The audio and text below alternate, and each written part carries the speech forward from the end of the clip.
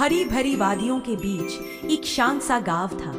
गांव के पास एक घना जंगल फैला हुआ था जिसमें छोटे बड़े सभी तरह के पक्षी रहते थे। उन्हीं में एक थी सुनीता चिड़िया, जो 5 छोटे छोटे बच्चों की माँ थी। सुनीता कभी बहुत खुशहाल थी। उसका साथी राजू चिड़िया बहुत मेहनती और नेक दिल था।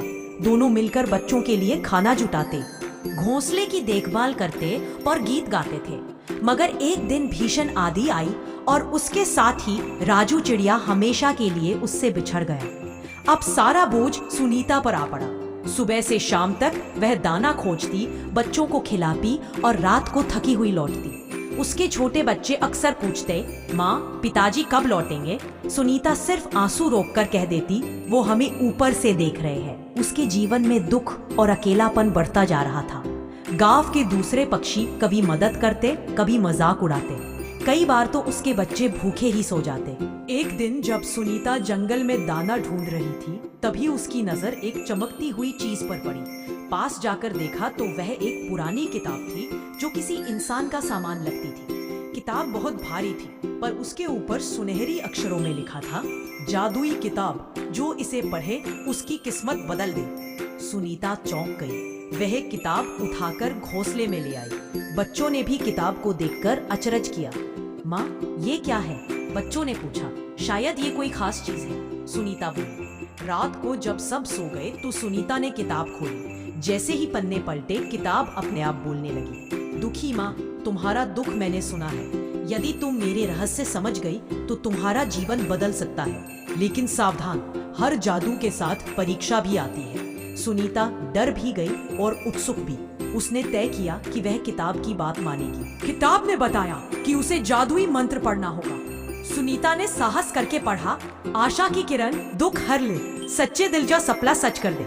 जैसे ही उसने मंत्र बोला, किताब चमकने लगी। अचानक उसके सामने ढेर सारे दाने प्रकट हो गए। बच्चों ने खुशी से चहकते हुए खा लिया। सुनीता की आंखों से आंसू बह निकले। यह उसकी पहली जीत थी। अब रोज रात को वह किताब से नए नए मंत्र सीखती और सुबह बच्चों को बेहतर जीवन देती। कभी जादुई पानी आता, कभी अनाज, तो कभी खिलौने। लेकिन किताब ने पहले ही चेतावनी दी थी, परीक्षा आएगी। धीरे धीरे सुनीता को आदत पड़ गई। मेहनत करने के बजाय वह सिर्फ किताब पर निर्भर रहने लगी। बच्चे भी आलसी हो गए। जंगल के दूसरे पक्षी ईर्ष्या करने लगे। एक चालाक कौवा बोला, हमें भी वो किताब चाहिए। एक रात कौवा चुपके से किताब चुरा कर ले गया। सुनीता और उसके बच्चे रो पड़े। बिना किताब के फिर से भूख और दुख लौट आए। सुनीता ने हिम्मत नहीं हारी। वह कौवे के पीछे पीछे गई। कौवा मंत्र पढ़ नहीं पा रहा था, क्योंकि किताब सिर्फ उस माँ की आवाज पहचानती थी जिसने पहली बार इसे खोला था। गुस्से में कौवे ने किताब जलाने की कोशिश की, लेकिन किताब ने अपने आप आग बुझा दी। तभी किताब फिर से बोली, सुनीता तुम्हारी परीक्षा पूरी हुई। तुमने किताब का लालच छोड़ा और अपने बच्चों के लिए संघर्ष किया।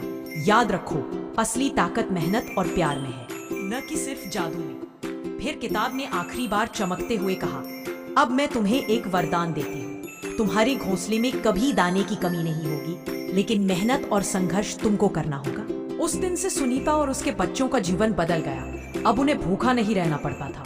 किताब धीरे धीरे गायब हो गई, लेकिन उसका संदेश दिल में रह गया। सुनीता ने बच्चों से कहा, बेटा चमत्कार हमें राह दिखा सकते हैं, लेकिन मंजिल तक हमें खुद चलकर पहुंचना होता है। बच्चों ने वादा किया कि वे मेहनती और दयालु बनेंगे। जंगल के दूसरे पक्षी भी उनसे सीखने लगे। अब सुनीता सिर्फ दुखी चिड़िया माँ नहीं रही, बल्कि सबकी प्रेरणा माँ बन गई। चमत्कार और जादू हमें राह दिखा सकते हैं, लेकिन असली शक्ति मेहनत और सच्चाई में होती है। दुख कितना भी बड़ा हो, यदि हम धैर्य रखें और हिम्मत न हारें, तो जिंदगी बदल सकती है। दूसरों की मदद करना ही सबसे बड़ा जादू है।